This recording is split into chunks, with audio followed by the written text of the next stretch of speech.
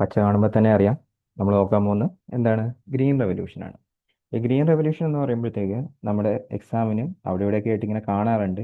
ഈ ഒരു പോർഷൻ മാത്രം എടുത്ത് ചോദിക്കാറുണ്ട്.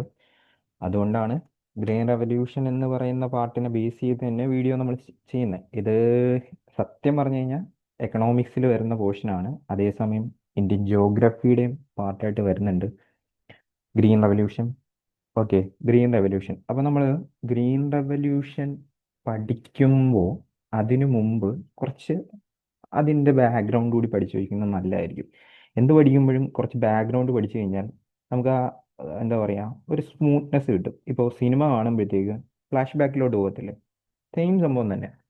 അപ്പോൾ ഫ്ലാഷ് ബാക്കിലോട്ട് പോയി കഴിഞ്ഞാൽ മൊത്തത്തിൽ, അതായത് ലോകത്തിൽ മൊത്തത്തിൽ ആദ്യമായിട്ട് ഗ്രീൻ റെവല്യൂഷൻ സ്റ്റാർട്ട് ചെയ്യുന്നത് 1940-കളിലാണ്. എപ്പോഴാണ്? 1940-കളിൽ. അത് എവിടെയാണ് തുടങ്ങിയതെന്ന് ചോദിച്ചു കഴിഞ്ഞാൽ പറഞ്ഞേക്കണം മെക്സിക്കോയിലാണ്. മെക്സിക്കോയിൽ ആരാണ് ഈ പറയുന്ന ഗ്രീൻ റെവല്യൂഷൻ സ്റ്റാർട്ട് ചെയ്യുന്നതെന്ന് ചോദിച്ചു കഴിഞ്ഞാൽ ആരാണ്? നോർമാൻ ബോർലോഗാണ്. നോർമാൻ ബോർലോഗാണ്. ഈ നോർമാൻ ബോർലോഗിനെയാണ് ഫാദർ ഓഫ് ഗ്രീൻ റെവല്യൂഷൻ എന്ന് പറയുന്നത്. ഞാൻ ഈ പറയുന്ന ഓരോ ടൈമും ഇമ്പോർട്ടൻ്റ് ആണ്. Father of green revolution. നിങ്ങൾക്കൊരു സംശയം ഉണ്ടാവും, സ്വാമിനാഥൻ അല്ലേ എന്ന്. അല്ല, അല്ല, അല്ല. കാരണം എന്താണ്? ഈ പറയുന്ന father of green revolution in India, father of green revolution in India എന്നറിയപ്പെടുന്ന ആരാണ്? ഈ പറയുന്ന MS സ്വാമിനാഥനാണ്. ഓക്കെ, ഇനിയും ഒരു ട്വിസ്റ്റ് ഉണ്ട്. സപ്പോസ് നമ്മുടെയൊക്കെ ചോദിച്ചാൽ, ആരെങ്കിലും ചോദിച്ചാൽ ഗ്രീൻ റെവല്യൂഷൻ എന്ന് പറയുന്ന നെയിം, ഓക്കെ, ഗ്രീൻ റെവല്യൂഷൻ എന്ന് പറയുന്ന നെയിം കോയിൻ ചെയ്ത ആരാണ് എന്ന് ചോദിച്ചാൽ നിങ്ങൾ ഓപ്ഷനിനകത്ത് ഈ രണ്ട് ഓപ്ഷനും ഉണ്ടാവും. ഓക്കെ, ഞാൻ ഇപ്പോൾ പറഞ്ഞ ഇത് വെച്ചിട്ട് നിങ്ങൾ ഉറപ്പായിട്ടും സോറി, നോർമാൻ ബോർലോഗിനെ കുത്തും. തെറ്റാണ്. അവിടെ തെറ്റാണ്. ട്വിസ്റ്റ് ആരാണ്? വില്യം എസ് ഗ്വാഡ് എന്ന് പറയുന്ന വ്യക്തിയാണ് ഈ പറയുന്ന ഗ്രീൻ റെവല്യൂഷൻ എന്ന് പറയുന്ന പേര് കോയിൻ ചെയ്തത്. തെറ്റിക്കരുത്. ഇനി മെക്സിക്കോ കഴിഞ്ഞു. ഈ പറയുന്ന ഓരോ സാധനവും എനിക്ക് പിന്നീട് ആവശ്യമുണ്ട്, അപ്പോൾ മറന്നു കളയരുത്. അപ്പോൾ ഇനി ഈ നോർമാൻ ബോർലോഗിന്റെ കേസ് പറഞ്ഞു. ഇദ്ദേഹത്തിന് 1970 1970 സമാധാനത്തിനുള്ള നോബൽ പ്രൈസും കിട്ടിയിട്ടുണ്ടായിരുന്നു. ആർക്ക്? നോർമൻ ബോർലോഗിന്. ഇനിയിപ്പോ നമ്മുടെ ഏഷ്യയില് ഏഷ്യയില് ആദ്യമായിട്ട് ഈ പറയുന്ന ഗ്രീൻ റെവല്യൂഷൻ സ്റ്റാർട്ട് ചെയ്തത് എവിടെയാണ് എന്ന് ചോദിച്ചു കഴിഞ്ഞാൽ ഫിലിപ്പൈൻസിലാണ്. എവിടെയാണ്? ഫിലിപ്പൈൻസിലാണ്. ഓക്കെ, ഇതൊക്കെ പിന്നീട് വരും. ഈ ഫിലിപ്പൈൻസിന്റെ നിങ്ങൾ കേട്ടിട്ടുണ്ടോയെന്ന് അറിയില്ല. ഇന്റർനാഷണൽ റൈസ് റിസർച്ച് ഇൻസ്റ്റിറ്റ്യൂട്ട് ഉള്ളത് ഫിലിപ്പൈനിലാണ്. എൻ്റെ ഒരു ഓർമ്മ ശരിയാണെങ്കിൽ മന്നീല എന്ന് പറയുന്ന സ്ഥലത്താണ് കണ്ടു വരുന്നത്. ഒന്ന് ചെക്ക് ചെയ്തേക്കാം. ഓക്കെ, ഇനിയിപ്പോൾ അതിനു മുമ്പ് ഇന്ത്യയുടെ ഒരു ബാക്ക്ഗ്രൗണ്ട് എടുത്തു കഴിഞ്ഞാൽ, സ്വാതന്ത്ര്യം കിട്ടുന്നതിന് മുമ്പ് കർഷകർ ഭയങ്കരമായിട്ടുള്ള ദുരിതം അനുഭവിച്ചിരുന്നു. സമയന്താരി സിസ്റ്റം ഒക്കെ കാരണം എന്ത് ചെയ്തു? ഈ ദുരിതം അനുഭവിച്ചിരുന്നു. അപ്പോൾ ആ ഒരു ദുരിതം മാറ്റാനായിട്ട് ഗവൺമെന്റ് ആദ്യം കൊണ്ടുവരുന്ന പരിപാടിയാണ് ലാൻഡ് റീഫോംസ്. അതിനുശേഷം ഏകദേശം ഉം, അത് സ്വാതന്ത്ര്യത്തിന് ശേഷമാണ്. പിന്നെ ഈ ഒരു ടൈമിൽ തന്നെ നമ്മൾ കറക്റ്റായിട്ട് പറഞ്ഞ 1943 ഒരു ബംഗാൾ ഫെമൈൻ ഉണ്ടായിട്ടുണ്ടായിരുന്നു. ക്ഷാമം, പട്ടിണിയൊക്കെ കാരണം ഏകദേശം കണക്കനുസരിച്ച് 3 മില്യണോളം ആൾക്കാർ മരിച്ചു പോയിട്ടുണ്ടായിരുന്നു. അപ്പോൾ 47 സ്വാതന്ത്ര്യം കിട്ടി കഴിയുമ്പോൾ നമ്മൾ എന്തായിരിക്കും ശ്രമിക്കുന്നത്? നമ്മൾ ശ്രമിക്കുന്നതെന്ന് വെച്ച് കഴിഞ്ഞാൽ ഈ പ്രശ്നങ്ങൾക്ക് പരിഹാരം കാണണം. ഓക്കെ, ഈ 1947 കാലഘട്ടങ്ങളിൽ ഒരു ഇന്ത്യയുടെ 75% ആൾക്കാരും, 60 to 75% ആൾക്കാരും അഗ്രികൾച്ചറിനെ ഡിപ്പെൻഡ് ചെയ്യുന്ന ആൾക്കാരായിരുന്നു. അപ്പോൾ ഈ തുടക്ക കാലഘട്ടത്തിൽ, സ്വാതന്ത്ര്യം കിട്ടിയ തുടക്ക കാലഘട്ടത്തിൽ നമ്മൾ ഈ അഗ്രികൾച്ചർ സെക്ടർ ബൂസ്റ്റ് ചെയ്യാൻ തന്നെയായിരിക്കും നോക്കുന്നത്. ഓക്കെ, ഇതിൻ്റെയൊക്കെ ഭാഗമായിട്ടാണ് ആദ്യത്തെ 5 ഇയർ പ്ലാനിൽ എന്തിനെപ്പറ്റി എന്താണ് മെയിൻ ഫോക്കസ് ഏരിയ വരുന്നത്? അഗ്രികൾച്ചർ ആണ് വരുന്നത്. ഇതൊക്കെ ഇന്റർ കണക്റ്റഡ് ആണ്. നമ്മൾ മറ്റേ ഡാർക്ക് സീരീസിലൊക്കെ ഡാർക്ക് സീരീസിലൊക്കെ പറയത്തില്ലേ, എവറിത്തിങ് ഈസ് കണക്റ്റഡ്, സെയിം സാധനം. എല്ലാം കണക്റ്റഡ് ആണ്. അപ്പോൾ അഗ്രികൾച്ചർ സെക്ടറിന് ഉന്നമനം കൊടുക്കാനായിട്ട് തീരുമാനിക്കുന്നു. അപ്പോൾ ഇങ്ങനെ അഗ്രികൾച്ചർ സെക്ടറിന് ഫസ്റ്റ് 5 ഇയർ പ്ലാൻ വരുന്നു. പിന്നീട് ഏകദേശം മൂന്നാമത്തെ 5 ഇയർ പ്ലാൻ ആകുമ്പോൾ 1966 ഇന്ത്യയിൽ ഈ പറഞ്ഞ എന്ത് ഇൻട്രൊഡ്യൂസ് ചെയ്യുന്നു? ഗ്രീൻ റെവല്യൂഷൻ ഇൻട്രൊഡ്യൂസ് ചെയ്യുന്നു. ഇന്ത്യയിലെ ഗ്രീൻ റെവല്യൂഷന്റെ ഫാദർ എന്നറിയപ്പെടുന്ന വ്യക്തിയാണ് MS Swaminathan. Green revolution in India എന്നറിയപ്പെടുന്ന വ്യക്തിയാണ് ആര്? MS സ്വാമിനാഥൻ. ക്വസ്റ്റ്യൻ ശ്രദ്ധിച്ചേക്കണം, അവിടെ തെറ്റാൻ നിങ്ങൾക്ക് നല്ല ചാൻസ് ഉണ്ട്. ഇനി വേണമെങ്കിൽ ഒരു ക്വസ്റ്റ്യൻ ചോദിക്കാം, ഈ ഗ്രീൻ റെവല്യൂഷൻ ഇൻട്രൊഡ്യൂസ് ചെയ്യുമ്പോൾ 5 ഇയർ പ്ലാന്റെ തേർഡാണ്, ആരായിരുന്നു ഇവിടുത്തെ അഗ്രികൾച്ചറൽ മിനിസ്റ്റർ? വേണമെങ്കിൽ ചോദിക്കാം. ചോദിച്ചു കഴിഞ്ഞാൽ MS സ്വാമിനാഥൻ. സോ സ്വാമിനാഥൻ ദൈവത്തിന്റെ പേര്. സോ സി സുബ്രഹ്മണ്യം ദൈവത്തിന്റെ പേര്. സി സുബ്രഹ്മണ്യം ആയിരുന്നു ഇവിടുത്തെ അഗ്രികൾച്ചറൽ മിനിസ്റ്റർ എന്ന് പറയുന്നു. ഇനിയിപ്പോൾ എന്തിനാണ് ഇന്ത്യയിൽ ഗ്രീൻ റെവല്യൂഷൻ കൊണ്ടുവരുന്നത്? അങ്ങനെ നമുക്ക് നോക്കണം. അപ്പോൾ ഞാൻ പറഞ്ഞു, ഇൻഡിപെൻഡന്റ് സമയത്ത് 75% ഓഫ് കൺട്രിയുടെ പോപ്പുലേഷൻ എന്ന് പറയുന്ന അഗ്രികൾച്ചറിനെ ഡിപ്പെൻഡ് ചെയ്തിരിക്കുമായിരുന്നു. അതേസമയം പ്രശ്നം എന്താണെന്ന് വെച്ച് കഴിഞ്ഞാൽ, നമ്മൾ ഈ അഗ്രികൾച്ചർ സെക്ടർ എല്ലാം തന്നെ കംപ്ലീറ്റ്ലി ഡിപ്പെൻഡ് ഓൺ മൺസൂൺ ആയിരുന്നു. നമ്മുടെ Indian agriculture system fully depend on monsoon ആയിരുന്നു. അപ്പോൾ മൺസൂൺ ഒന്ന് ഫെയിൽ ആയി കഴിഞ്ഞാൽ, അല്ലെങ്കിൽ മൺസൂൺ മഴ കുറച്ച് കിട്ടിക്കഴിഞ്ഞാൽ, മൺസൂൺ മഴ കൂടുതൽ കിട്ടിക്കഴിഞ്ഞാൽ, ഇതെല്ലാം ഇമ്പോർട്ടൻ്റ് ആണ്. ഞാൻ ഈ പറയുന്ന ടേമുകളെല്ലാം നിങ്ങളൊന്ന് ഓർത്ത് വെച്ചേക്കണേ.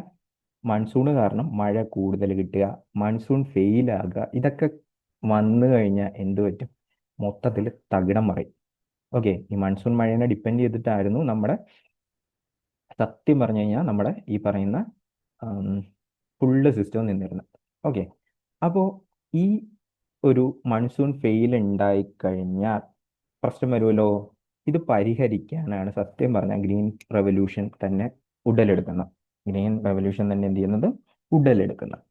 അപ്പോൾ ഇനിയിപ്പോൾ ഗ്രീൻ റെവല്യൂഷൻ്റെ മെയിൻ ഒബ്ജക്റ്റീവ് എന്തായിരുന്നു എന്ന് ചോദിച്ചു കഴിഞ്ഞാൽ, ഓക്കെ, സെക്കൻഡ് അല്ല, 1966 ഇൻട്രൊഡ്യൂസ് ചെയ്യുന്നത്. അപ്പോൾ ഈ സെക്കൻഡ് 5 ഇയർ പ്ലാനിൻ്റെ ഒക്കെ ടൈമിൽ ഇന്ത്യയിൽ ഭയങ്കരമായിട്ട് ഹങ്കർ ക്രൈസിസ് ഒക്കെ ഉണ്ടാവുന്നുണ്ട്. ആ ടൈമിൽ തന്നെയാണ് 60-62 കാലഘട്ടങ്ങളിൽ തന്നെയാണ് യുദ്ധങ്ങൾ നടക്കുന്നത്. അപ്പോൾ ഈ യുദ്ധങ്ങൾ കാരണം തന്നെ ഇവിടെ ഭയങ്കര ഹങ്കർ വരുന്നുണ്ട്. അപ്പോൾ ഇതിനൊരു പരിഹാരം, ഇതൊരു ഷോർട്ട് ടൈം ഒബ്ജക്റ്റീവ് ആണ്. ഇതിൻ്റെ ലോങ് ടൈം ഒബ്ജക്റ്റീവ് എന്താണെന്ന് വെച്ച് കഴിഞ്ഞാൽ, നമ്മുടെ അഗ്രികൾച്ചറൽ സെക്ടറിലെ മോഡേണൈസേഷൻ. ഓക്കെ, അതുവഴി rural development, industrial development, infrastructure, raw material development ഒക്കെ ഇൻട്രൊഡ്യൂസ് ചെയ്യുക. അതുപോലെ തന്നെ എക്സ്ട്രീം വെതർ കണ്ടീഷനിൽ സർവൈവ് ചെയ്യാൻ പറ്റിയ പ്ലാന്റ്സ്, സ്ട്രോങ്ങർ പ്ലാന്റ്സിനെ പ്രൊഡ്യൂസ് ചെയ്യുക. ഇതൊക്കെയാണ് ഈ പറയുന്ന ഗ്രീൻ റെവല്യൂഷൻ ഇന്ത്യയിലെ ഒബ്ജക്റ്റീവായിട്ട് വരാൻ പോകുന്നത്. അതുപോലെ തന്നെ പഴയ ടെക്നോളജി, ഓക്കെ, പഴയ രീതികളൊക്കെ മാറ്റിയിട്ട് കുറച്ചുകൂടി മെക്കനൈസേഷൻ എന്ന് വെച്ച് കഴിഞ്ഞാൽ മെഷീൻസ് ഇൻക്ലൂഡ് ചെയ്യുക, പുതിയ പുതിയ സാധനങ്ങളൊക്കെ ഇൻക്ലൂഡ് ചെയ്യുക. അതൊക്കെയായിരുന്നു ഈ പറയുന്ന ഗ്രീൻ റെവല്യൂഷനിൻ്റെ മെയിൻ ആയിട്ടുള്ള ഒബ്ജക്റ്റീവ് എന്ന് പറയുന്നത്, അല്ലെങ്കിൽ എയിം എന്ന് പറയാം. ഓക്കെ, എയിം എന്താണ്? ഇന്ത്യയിലെ അഗ്രികൾച്ചർ പ്രൊഡക്ഷൻ, ഇന്ത്യയിലെ പ്രോഡക്റ്റിവിറ്റി കൂട്ടണം. ഓക്കെ, അതെന്തിൻ്റെയൊക്കെ സഹായത്തോടെ? ഫെർട്ടിലൈസേഴ്സ്, പുതിയ മാർക്കറ്റിംഗ് ഫെസിലിറ്റീസ്, ദെൻ ക്രോപ്പിലുള്ള മാറ്റങ്ങളൊക്കെ കാണാം. ഇതൊക്കെ ഇന്ത്യയിൽ പ്രാവർത്തികമാക്കുക, ഇതാണ് വരുന്നത്. ഇനി ഇതെങ്ങനെ അച്ചീവ് ചെയ്തു? ഓക്കെ, ഇന്ത്യയിലെ നമുക്ക് ഈ പറയുന്ന ഇന്ത്യയിലെ ഗ്രീൻ റെവല്യൂഷന്റെ കേസ് എടുത്തു കഴിഞ്ഞാൽ 2 ഫേസ് ആയിട്ട് തിരിക്കാം. ഓക്കെ, ഒന്നാമത്തെ ഫേസിനെ ഞാൻ ഈ 65-66 പറയുന്നതിനേക്കാളും നല്ലത് നിങ്ങൾക്കും ക്വസ്റ്റ്യനിൽ ഇങ്ങനെ ആയിരിക്കും, മിഡ് 1960 ടു മിഡ് 1970 എന്നായിരിക്കും ക്വസ്റ്റ്യനിലും കാണുന്നത്. അപ്പോൾ ആദ്യത്തെ ഫേസ്, ഗ്രീൻ റെവല്യൂഷന്റെ ആദ്യത്തെ ഫേസ് വരുന്നത് 1960-കളിലെ മിഡ് ടൈമിലും 1970-കളിലെ മിഡ് ടൈമിലും കൂടി ചേർന്നിട്ടാണ് ഈ പറയുന്ന first phase of green revolution എന്ന് പറയുന്നത്. ഇത് മെയിനായിട്ട് ഫോക്കസ് ചെയ്തിരുന്ന ഏരിയ ഇമ്പോർട്ടൻ്റ് ആണ്. നോക്കിക്കഴിഞ്ഞാൽ പഞ്ചാബ് ഉണ്ട്, ഹരിയാന ഉണ്ട്, വെസ്റ്റേൺ ഉത്തർപ്രദേശ് ഉണ്ട്. ഇത് കൂടാതെ നമ്മുടെ സൗത്ത് ഇന്ത്യയിലുള്ള ആന്ധ്രാപ്രദേശ്, ഓക്കെ, ആന്ധ്രാപ്രദേശ്, തമിഴ്നാട്, ഈ ഒരു റീജിയൻസ് ആയിരുന്നു മെയിനായിട്ടും നമ്മുടെ ഈ പറയുന്ന ഗ്രീൻ റെവല്യൂഷൻ ഏരിയ ഫോക്കസ് ചെയ്തിരുന്നത്. ഓക്കെ, ഇനി എന്തുകൊണ്ട് ഈ ഏരിയ എന്ന് ചോദിച്ചു കഴിഞ്ഞാൽ അതിനും ആൻസർ ഉണ്ടായിരുന്നു. കാരണം ഈ നമ്മുടെ ഗ്രീൻ റെവല്യൂഷൻ ഇൻട്രൊഡ്യൂസ് ചെയ്ത ഏറ്റവും വലിയ ഒരു സംഭവമാണ് high yielding crops, high yielding variety crops. എന്താണ് ഈ ഹൈ yielding വെറൈറ്റി ക്രോപ്സ്, അല്ലെങ്കിൽ എന്തിനാണ് ഈ ഹൈ yielding വെറൈറ്റി ക്രോപ്സ് എന്ന് ചോദിച്ചു കഴിഞ്ഞാൽ നമ്മുടെ നേരത്തെ ഉള്ള ക്രോപ്സ് എല്ലാം തന്നെ മൺസൂണിനെ ഡിപ്പെൻഡ് ചെയ്തിരിക്കുമായിരുന്നു. അതായത് വെള്ളം, അതിൻ്റെ പോലുള്ള കാര്യങ്ങൾ. ഓക്കെ, അപ്പോൾ മൺസൂൺ ഫെയിൽ ആയി കഴിഞ്ഞാൽ ഇഷ്യൂ ആയിരുന്നു. അപ്പോൾ ഈ ഹൈ yielding വെറൈറ്റിയുടെ ക്രോപ്സ്, ഹൈ yielding വെറൈറ്റി ക്രോപ്സിന്റെ പ്രത്യേകത എന്താണെന്ന് ചോദിച്ചു കഴിഞ്ഞാൽ പേര് പറയുന്ന പോലെ തന്നെ ഹൈ yielding ആയിരിക്കും, പ്രൊഡക്ഷൻ കൂടുതലായിരിക്കും. രണ്ടാമത്തെ കേസ് എന്താണ്? രണ്ടാമത്തെ കേസ് എന്ന് വെച്ച് കഴിഞ്ഞാൽ വെള്ളത്തിന്റെ കുറവ്. ഓക്കെ, വെള്ളത്തിന്റെ കുറവ്, വാട്ടർ സപ്ലൈയുടെ ഒക്കെ കുറവിൽ ഇതിന് നിലനിൽക്കാൻ പറ്റും. ഓക്കെ, നിലനിൽക്കാൻ പറ്റും. അപ്പോൾ മൺസൂൺ ഫെയിലായി കഴിഞ്ഞാലും പ്രശ്നമില്ല, മൺസൂൺ ഫെയിലായി കഴിഞ്ഞാലും എന്തില്ല, പ്രശ്നമില്ല. അപ്പോൾ ഇതിനെ ഡിപ്പെൻഡ് ചെയ്തിട്ട് ആയിരുന്നു ഇരുന്നത്. പിന്നെ അതുപോലെ തന്നെ ഒരു അത്യാവശ്യം എമൗണ്ട് വെള്ളം മതി. പക്ഷെ പ്രശ്നം എന്തായിരുന്നു? ഓക്കെ, പ്രശ്നം എന്തായിരുന്നു എന്ന് ചോദിച്ചു കഴിഞ്ഞാൽ ഈ ഹൈ yielding വെറൈറ്റി ക്രോപ്സ് ഉണ്ടല്ലോ, ഇതിന് കുറച്ചുകൂടി എന്താ പറയുന്ന പെസ്റ്റുകൾ അറ്റാക്ക് ചെയ്യാനുള്ള ചാൻസ് കൂടുതലായിരുന്നു. അതുകൊണ്ട് തന്നെ കെമിക്കൽ ഫെർട്ടിലൈസേഴ്സിൻ്റെ യൂസേജ് കൂടുതലായിട്ട് വന്നു. കെമിക്കൽ ഫെർട്ടിലൈസേഴ്സിൻ്റെ യൂസേജ് കൂടുതലായിട്ട് വരുന്നു. ഞാൻ ഈ പറയുന്ന ഓരോ സംഭവം നിങ്ങൾക്ക് യൂസ് ആയിട്ട് വരും, ഉറപ്പാണ്.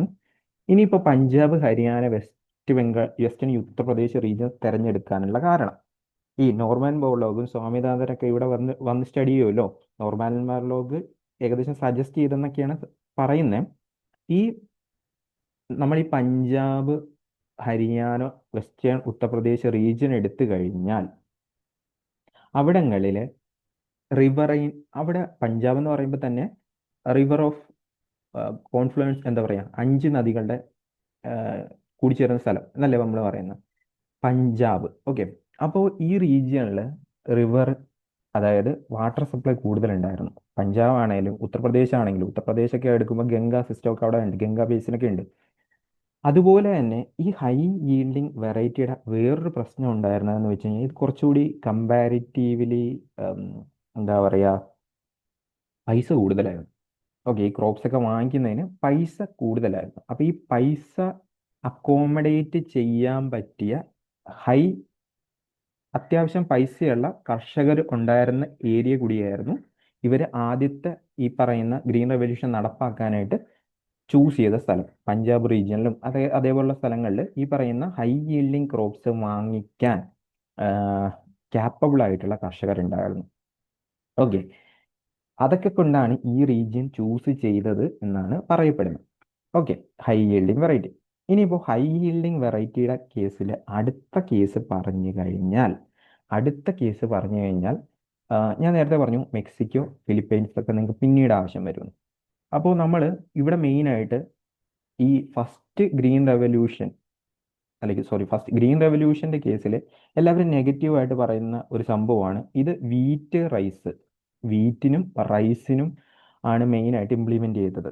ഓക്കെ, അതിൽ തന്നെ വീറ്റാണ് ഇതിൽ കൂടുതൽ പ്രാധാന്യമുള്ളത്. അതുകൊണ്ട് തന്നെ ഇതിനെ വീറ്റ് റെവല്യൂഷൻ എന്ന് സംടൈംസ് പറയാറുണ്ട്. അപ്പോൾ ഈ പറയുന്ന വീറ്റിൻ്റെയും റൈസിൻ്റെയും കുറച്ച് വെറൈറ്റി ഈ പറയുന്ന ഗ്രീൻ റെവല്യൂഷൻ്റെ ഭാഗമായിട്ട് ക്രിയേറ്റ് ചെയ്തിട്ടുണ്ടായിരുന്നു, ഹൈ yielding വെറൈറ്റി. അതിൽ വീറ്റിൻ്റെ പറയുന്ന പേരാണ് ശരബതി സൊനോറ എന്ന് പറയും. വീറ്റിൻ്റെ വെറൈറ്റിക്ക് പറയുന്ന പേരെന്താണ്? ശരബതി സൊനോറ. ഈ ശരബതി സൊനോറ എന്ന് പറയുന്ന വീറ്റ് വെറൈറ്റി ആക്ച്വലി നമ്മുടെ MS സ്വാമിനാഥൻ ഡെവലപ്പ് ചെയ്തതാണ്.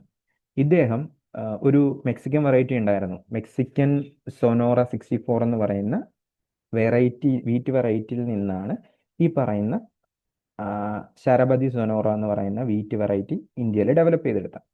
അതുപോലെ തന്നെ നമ്മുടെ റൈസിൻ്റെ വെറൈറ്റി ഉണ്ടായിരുന്നു. റൈസിൻ്റെ വെറൈറ്റി എളുപ്പമാണ്, നമുക്ക് പാട്ട് പാടിയൊക്കെ പഠിക്കാം. എങ്ങനെയാണ്? നിങ്ങൾ കേട്ടിട്ടുണ്ട്, അയ്യാറിട്ട് നട്ടുകെട്ട്, ആ പാട്ട് കേട്ടിട്ടില്ലേ? സെയിം സംഭവം ഓർത്ത് വെച്ചാൽ മതി. ഇങ്ങനെയൊക്കെ പഠിച്ചു കഴിഞ്ഞാൽ മറക്കത്തില്ല. അയ്യാറിട്ട്, ഈ അയ്യാറിട്ട് എന്ന് പറയുമ്പോൾ ആ പേര് പറയുന്ന പോലെ തന്നെ ഡെവലപ്പ് ചെയ്തത് IRI ആണ്. അതായത് ഇന്റർനാഷണൽ റൈസ് ഇൻസ്റ്റിറ്റ്യൂട്ട് ആണ് ഇത് ഡെവലപ്പ് ചെയ്തത്. എവിടെയാ? ഫിലിപ്പൈൻസിലുള്ള റൈസ് റിസർച്ച് ഇൻസ്റ്റിറ്റ്യൂട്ട്. ഈ ഒരു ക്രോപ്പും അതുപോലെ തന്നെ വേറൊന്നുണ്ടായിരുന്നു, തൈച്ചുങ് നേറ്റീവ് എന്ന് പറഞ്ഞ, തായ്വാനിലുള്ള തൈച്ചുങ് നേറ്റീവ്.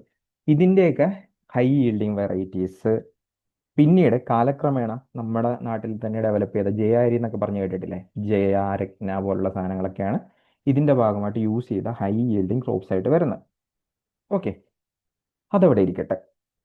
ഇനിയിപ്പോൾ ഇതാ ഈ ഫസ്റ്റ് ഫേസിൻ്റെ എന്താ പറയുക, ഒരു മെയിൻ ഫോക്കസ് ആയിട്ട് പറയുന്നത് തന്നെ crop specific, region specific.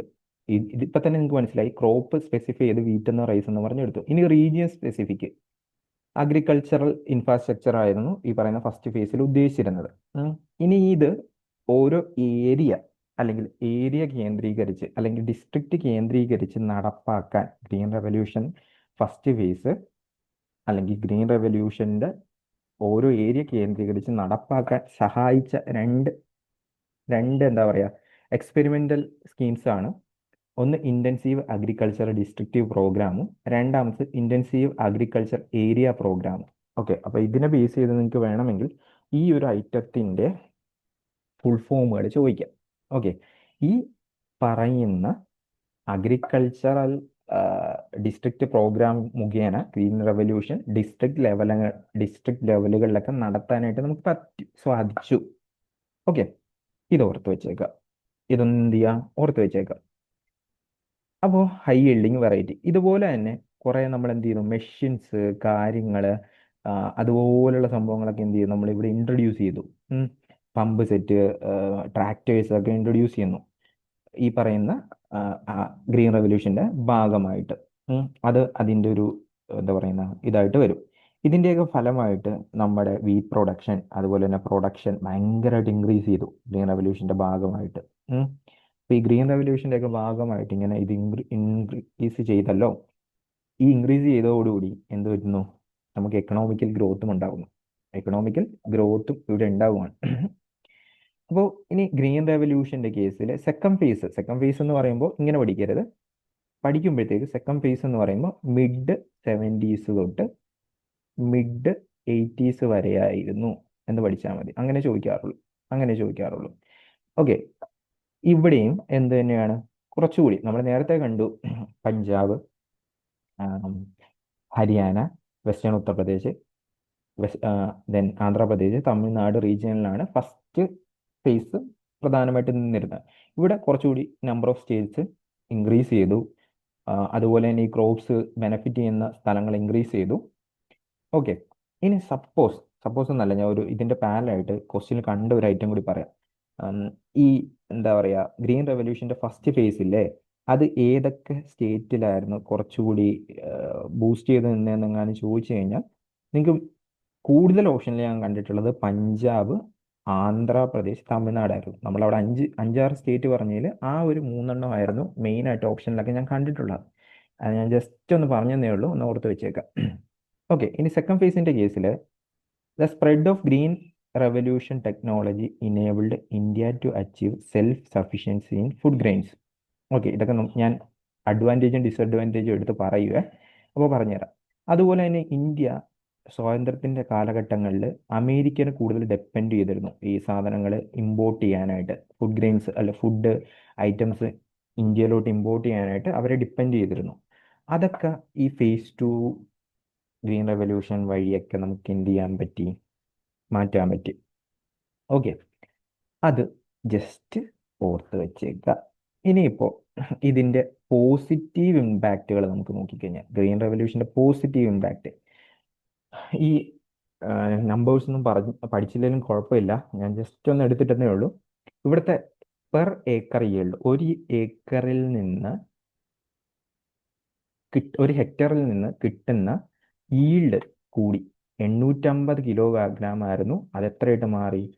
2281 kilo ആയിട്ട് മാറി. ഓക്കെ. അതുപോലെ നമ്മൾ പറഞ്ഞു വീറ്റിന്റെ പ്രൊഡക്ഷൻ ആണ് ഏറ്റവും കൂടുതൽ ബൂസ്റ്റ് ചെയ്തതെന്ന് പറഞ്ഞു. ഓക്കെ. വീറ്റിന്റെ പ്രൊഡക്ഷൻ നിങ്ങളിപ്പോൾ ഈ ഒരു ചാർട്ട് കണ്ടു കഴിഞ്ഞാൽ തന്നെ അറിയാം.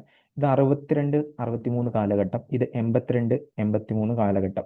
ഓക്കെ. നമ്മുടെ ഗ്രീൻ റെവല്യൂഷന്റെ ടൈം ഏകദേശം മിഡ് 60 ടു മിഡ് 80 ആണല്ലോ. അപ്പൊ നിങ്ങൾ ഇവിടെ നോക്കുക, വീറ്റിന്റെ പ്രൊഡക്ഷൻ ഇത്രയായിരുന്നു സ്റ്റാർട്ടിങ്ങിൽ, അത് ഇത്രയായിട്ട് മാറി, ഏകദേശം 3 to 4 ഇരട്ടിയായിട്ട് മാറി അല്ലേ? വീറ്റിന്റെ പ്രൊഡക്ഷൻ എന്തായിട്ട് മാറി?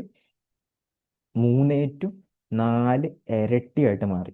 3 to 4 ഇരട്ടിയായിട്ട് മാറി. അതേസമയം റൈസ് നിങ്ങൾ നോക്കിക്കഴിഞ്ഞാൽ ഏകദേശം ഒരു 1.5 to 2.5 ഇരട്ടിയായിട്ട് മാത്രം ചേഞ്ച് ചെയ്തിട്ടുള്ളൂ റൈറ്റിന്റെ പ്രൊഡക്ഷൻ. അപ്പോൾ വീറ്റാണ് കുറച്ചുകൂടി ഈ പറഞ്ഞ രീതിയിലും പ്രൊഡക്ഷൻ കൂടിയിട്ടുള്ളത്. അതുപോലെ തന്നെ നമ്മുടെ ഈ പറയുന്ന ഏരിയാസ് ഇങ്ങനെ പ്രൊഡക്ഷൻ കൂടിയതോടുകൂടി കൃഷി ചെയ്യപ്പെടുന്ന ഏരിയയിൽ ഒരു വർധനവ് വന്നു തുടങ്ങി. അതുപോലെ തന്നെ നമുക്ക് ഡബിൾ ക്രോപ്പിംഗ് ഇൻക്ലൂഡ് ചെയ്യാൻ പറ്റി. ഡബിൾ ക്രോപ്പിംഗ് എന്ന് വെച്ച് കഴിഞ്ഞാൽ നേരത്തെ ഫുള്ള് മൺസൂണിനെ ഡിപ്പെൻഡ് ചെയ്തായിരുന്നു പോയിരുന്നത്. അപ്പോൾ മൺസൂണിനനുസരിച്ച് കൃഷി ഇറക്കുന്ന രീതിയായിരുന്നു വന്നിരുന്നത്. ചിലപ്പോൾ വർഷത്തിൽ ഒരിക്കലും മാത്രം കൃഷി ഇറക്കുന്നു, ആ രീതിയൊക്കെയായിരുന്നു വന്നിരുന്നത്. മൺസൂണിന് ഇനിയിപ്പോൾ ഡിപ്പെൻഡ് ചെയ്യേണ്ട ആവശ്യമില്ല.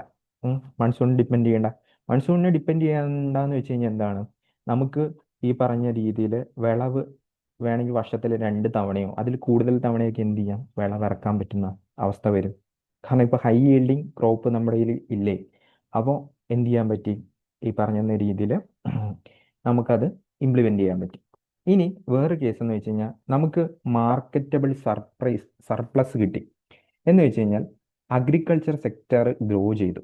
അഗ്രികൾച്ചർ സെക്ടർ എന്ത് ചെയ്തു? ഗ്രോ ചെയ്തു. പാരലായിട്ട് ഇന്ത്യൻ എക്കണോമിയിലും ഇതിൽ ചേഞ്ച് വന്നു. നമുക്ക് സർപ്ലസ് ആയിട്ട് വന്നു. ഓക്കെ. അതുപോലെ തന്നെ നമുക്ക് എക്സ്ട്രാ വരുന്ന ഫുഡ് ഗ്രെയിൻ ഉണ്ടല്ലോ, എക്സ്ട്രാ വരുന്ന ഫുഡ് ഗ്രെയിൻ സ്റ്റോർ ചെയ്തിട്ട് പിന്നീട് നമുക്ക് എപ്പോഴെങ്കിലും ഒരു ആവശ്യം വരുമ്പോൾ, ഷോർട്ടേജ് വരുമ്പോൾ യൂസ് ചെയ്യാൻ പറ്റി. അതായത് ഫുഡ് എന്താ പറയുക, ഫുഡ് ഗ്രെയിൻസിലെ സ്റ്റോക്ക് നമുക്ക് കൂടി എന്ന് വേണമെങ്കിൽ പറയാം. ഷോർട്ടേജ് വരുമ്പോൾ എടുത്ത് യൂസ് ചെയ്യാൻ പാകത്തിൽ നമുക്ക് എന്ത് കിട്ടി, വന്നു. അതുപോലെ തന്നെ ഇതിനു മുമ്പ് നമ്മുടെ അമേരിക്കനൊക്കെ ഡിപ്പെൻഡ് ചെയ്തായിരുന്നു നിന്നിരുന്നത്. ആ അമേരിക്കനൊക്കെ ഡിപ്പെൻഡ് ചെയ്യാതെ നമ്മുടെ നാട്ടിൽ തന്നെ ഈ പറയുന്ന സാധനങ്ങൾ ഡെവലപ്പ് ചെയ്തെടുക്കാൻ പറ്റി. ഓക്കെ. അതൊരു അഡ്വാൻറ്റേജ് ആയിട്ട് വന്നു. അതൊരു അഡ്വാൻറ്റേജ് അല്ലെങ്കിൽ പോസിറ്റീവ് ഇമ്പാക്റ്റ് ആയിട്ട് വരുന്നു. ഇതൊക്കെ ഓരോന്നോരോന്ന് നിങ്ങൾ കണക്ട് ചെയ്തെടുത്താൽ മതി സത്യം പറഞ്ഞാൽ. ഇനി ഡിസഡ്വാൻറ്റേജ് ഇമ്പോർട്ടൻ്റ് ആണ്. ഡിസഡ്വാൻറ്റേജ് വേറൊന്നുമില്ല. ഒന്നാമത്തെ കേസിൽ ഇത് കുറച്ച് ഫോക്കസ്ഡ് ആയിട്ടുള്ള ഏരിയ അല്ലേ. ഇപ്പോൾ പഞ്ചാബ്, ഹരിയാന അങ്ങനെ കുറച്ച് ഫോക്കസ്ഡ് ഏരിയയിൽ മാത്രമാണ് നിലനിന്നിരുന്നത്. അപ്പം എന്തു പറ്റി, അതൊരു പ്രശ്നമായിട്ട് മാറി. ഇനിയിപ്പോൾ അത് ഒരു എക്കണോമിക് ഇൻഇക്വാലിറ്റിയിലോട്ട് നീങ്ങിയെന്നും വേണമെങ്കിൽ പറയാം. കാരണം ഈ ഏരിയയിൽ അല്ലെങ്കിൽ ഈ ഏരിയയിലുള്ള കർഷകരാണല്ലോ ഇതിന്റെ ബെനിഫിറ്റ് കിട്ടുന്നത്. ഈ ബെനിഫിറ്റ് കിട്ടുന്നവർക്ക് സബ്സിഡീസ്, ട്രാക്ടർ വാങ്ങിക്കാൻ അല്ലെങ്കിൽ സീഡ് ക്രോപ്പ് വാങ്ങിക്കാനൊക്കെ സബ്സിഡീസ് കിട്ടിക്കൊണ്ടിരുന്നു. അപ്പോൾ ആ ഏരിയ കേന്ദ്രീകരിച്ചുള്ള കർഷകർ അവരുടെ എന്താ പറയുക വെൽത്ത് കൂടി വരുന്നതായിട്ട് നമുക്ക് കണ്ടു. ഇതൊരു എക്കണോമിക്കൽ ഇൻഇക്വാലിറ്റിയിലോട്ട് നീങ്ങി എന്ന് വേണമെങ്കിൽ പറയാം. അതുപോലെ തന്നെ നമ്മൾ പറഞ്ഞു ഈ ഹൈ yielding ക്രോപ്പിന് ഇഷ്ടംപോലെ കെമിക്കൽ ഫെർട്ടിലൈസേഴ്സ് യൂസ് ചെയ്യേണ്ട ആവശ്യം വന്നു. അതിന്റെ ഫലമായിട്ട് എന്ത് ചെയ്തു, ഭൂമിക്ക് ഭയങ്കര ദോഷമായിട്ട് വന്നു തുടങ്ങി. ഡീഫോറസ്റ്റേഷൻ, അതുപോലെ തന്നെ എൻവയറമെന്റൽ ഡാമേജ്, സോയിൽ ഡിഗ്രേഡേഷൻ. സോയിലിൻ്റെയൊക്കെ നമ്മൾ ഒന്നും ചെയ്യാതെ വെറുതെ ഈ പറയുന്ന കാട്ടിലൊക്കെ നമ്മൾ കൊണ്ടുപോയി വളം ഇടാറുണ്ടോ? ഇല്ല. കാട്ടിലൊക്കെ എന്താ സംഭവിക്കുന്നത്, അവിടെ നിന്നുള്ള മരവും അതുപോലുള്ള സാധനങ്ങളൊക്കെ, മരത്തിൻ്റെ ഇലയൊക്കെ നേരെ മണ്ണിൽ വീണിട്ട് അത് അവിടെ കിടന്ന് പഴകി സെറ്റായിട്ടാണ് വരുന്നത്. നമ്മളവിടെ ഒരു ഫെർട്ടിലൈസേഴ്സും കാര്യങ്ങളൊന്നും യൂസ് ചെയ്യാറില്ല. അവിടെ എന്നിട്ടും പച്ചപ്പ് നിലനിൽക്കുന്നു. പക്ഷെ നമ്മൾ എപ്പോഴാണോ ഫെർട്ടിലൈസേഴ്സ് യൂസ് ചെയ്യുന്ന തുടക്ക കാലഘട്ടത്തിലൊക്കെ നമുക്ക് മണ്ണ് സെറ്റ് ആയിരിക്കും, കുറേ നമുക്ക് അതിൻ്റെ ഫെർട്ടിലിറ്റി കിട്ടും. പിന്നീട് അങ്ങോട്ടേക്ക് വരുമ്പോൾ ഇതിൻ്റെ ആ ഒരു ഫെർട്ടിലിറ്റി നഷ്ടപ്പെടുന്നതായിട്ട് നമുക്ക് കാണാൻ പറ്റും, ഈ കെമിക്കൽ ഫെർട്ടിലൈസേഴ്സ് യൂസ് ചെയ്യുന്നത് കാരണം. അപ്പോൾ അതൊരു ഇതായിട്ട് വന്നു. വേണമെങ്കിൽ ഇതിന് പാരലായിട്ട് നിങ്ങൾക്ക് നമ്മുടെ യൂഫോറേഷൻ എന്ന് പറയുന്ന പ്രോസസ്സ് പറയാം. അതായത് അതിൻ്റെ അടുത്തുള്ള ജലാശയങ്ങൾ, വാട്ടർ സോഴ്സിലൊക്കെ ആൽഗേസിൻ്റെയും ആൽഗൽ ബ്ലൂം ഉണ്ടാകുക. ഇത് ബയോളജിയിൽ വരുന്നതാണ്. ആൽഗൽ ബ്ലൂം ഉണ്ടാകുന്നത് ഈ ഗ്രീൻ റെവല്യൂഷൻ്റെ ഒരു ഒരു ആഫ്റ്റർ എഫക്റ്റ് എന്ന് വേണമെങ്കിൽ പറയാം. കാരണം ഇവിടെ നിന്നുള്ള ഫെർട്ടിലൈസേഴ്സ് ഒക്കെ ഒഴുകി നേരെ അവിടെ ചെല്ലുമല്ലോ. അവിടെ ചെല്ലുമ്പോഴത്തേക്ക് എന്ത് പറ്റും? ഇത് കാരണം അവിടെ ഒരു ഓക്സിജൻ ഡെഫിഷ്യൻസി ഉണ്ടാവും. ഓക്സിജൻ ഡെഫിഷ്യൻസി കാരണം ഇവിടെ എന്ത് ചെയ്യും? ആൽഗൽ ബ്ലൂം ഉണ്ടാവും. ജസ്റ്റ് ഒന്ന് ഞാൻ പറഞ്ഞതേ ഉള്ളൂ കേട്ടോ. അതുപോലെ തന്നെ ഗ്രൗണ്ട് വാട്ടർ ഡിപ്ലീറ്റ് ചെയ്യാൻ തുടങ്ങും. കാരണം ഈ ഫെർട്ടിലൈസേഴ്സ് ഒക്കെ ഗ്രൗണ്ട് വാട്ടറിനെ കുറേയൊക്കെ അബ്സോർവ് ചെയ്യാൻ തുടങ്ങും. ഓക്കെ, ഈ സാധനങ്ങളൊക്കെ എടുക്കുമ്പോൾ തന്നെ ഭയങ്കര ചൂടല്ലേ, ഇത് ഭയങ്കരമായിട്ട് അബ്സോർവ് ചെയ്യാൻ തുടങ്ങും. അബ്സോർവ് ചെയ്യാൻ തുടങ്ങുമ്പോഴത്തേക്ക് എന്ത് ചെയ്യും?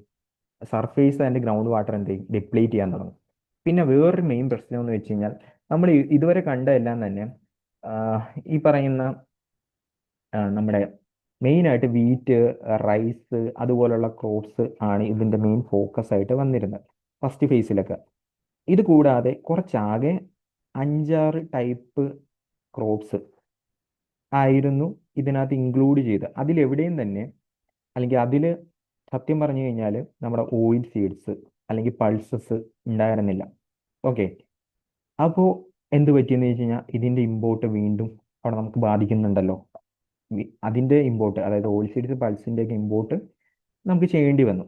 ഓക്കെ, ഞാൻ കൃത്യമായിട്ട് പറഞ്ഞു കഴിഞ്ഞാൽ wheat, rice, maize, jowar, bajra, wheat, rice, maize, jowar, bajra ഇതിനായിരുന്നു മെയിനായിട്ട് ഫോക്കസ്. അതിൽ തന്നെ വീറ്റും റൈസൊക്കെ ആയിരുന്നു മെയിനായിട്ട് ഈ പറയുന്ന high yielding crops, high yielding variety crops ഒക്കെ ഇറക്കി അതിൻ്റെ കേസായിരുന്നു wheat, rice, maize, jowar, bajra. Okay, അപ്പോൾ എന്ത് പറ്റി? ഈ ഓയിൽ സീഡ്, പൾസസ് പോലുള്ള കാര്യങ്ങളൊക്കെ എന്ത് ചെയ്തു? ഈ വീണ്ടും ഇമ്പോർട്ട് ചെയ്യേണ്ടി വന്നു അല്ലേ? അതൊരു പ്രശ്നമായിട്ട് വരാം. പിന്നെ ഏരിയ റിലേറ്റഡ് ഇഷ്യൂസും വന്നെന്ന് വേണമെങ്കിൽ പറയാം. അതായത് കുറച്ച് സ്ഥലങ്ങളല്ലേ കേന്ദ്രീകരിച്ചത്. അപ്പോൾ ഇതിൻ്റെ ഇടയ്ക്കുള്ള ആൾക്കാരുടെ ഇടയിൽ തന്നെ ഈ ഈ ഏരിയയിൽ അഗ്രികൾച്ചർ കാരണം ഡെവലപ്മെന്റ് വരുവാന്ന് വിചാരിച്ചു. അപ്പോൾ അവിടുത്തെ കർഷകർ ഒരുപാട് പണം സമ്പാദിച്ച് പോകുമ്പോഴത്തേക്ക് അപ്പുറത്തുള്ള കർഷകർക്ക് സ്വാഭാവികമായിട്ടും ഒരു എന്താ പറയുക, ഒരു ജലസ് വരാം, അല്ലെങ്കിൽ എന്താ പറയുക, അവരുടെ ഇടയിൽ തന്നെ ഒരു ഭിന്നത വരാം. അതൊക്കെ ഈ പറയുന്ന ഗ്രീൻ റെവല്യൂഷൻ്റെ ഒരു ആഫ്റ്റർ എഫക്റ്റ് ആയിട്ട് വന്ന ഒരു ഐറ്റമാണ്. ഓക്കെ, ഇതൊക്കെയാണ് മെയിനായിട്ട് ഗ്രീൻ റെവല്യൂഷനെ പറ്റി ചോദിക്കുന്നത്. ഇതിലും കൂടുതൽ ചോദിക്കും, നിങ്ങൾ കൂടുതൽ വായിക്കുക. ഞാനൊരു ഔട്ട്ലൈൻ തന്നേ ഉള്ളൂ, അപ്പോൾ നോക്കുക. ദെൻ ഇത് ഷെയർ ചെയ്യുക, ഷെയർ ചെയ്ത് കൂട്ടുകാരിലോട്ടൊക്കെ എത്തിക്കുക. കാരണം എന്താണെന്ന് വെച്ച് കഴിഞ്ഞാൽ നമ്മൾ ഇത്രയും എഫേർട്ട് ഇടുമ്പോഴത്തേക്കും നമുക്ക് സബ്സ്ക്രൈബർ ഒരു വിഷയമില്ല. ഇത്ര എഫേർട്ട് ഇടുമ്പോൾ ഇത് കാണാതെ വരുമ്പോഴത്തേക്കാണ് നമുക്ക് ഭയങ്കര സങ്കടമായിട്ട് വരുന്നത്. സോ ഇതൊന്ന് നിങ്ങൾ കാണുക, കണ്ടിട്ട് വേറെ ഇഷ്ടപ്പെട്ടെങ്കിൽ അടുത്തവർ കൂടി കൊടുക്കുക.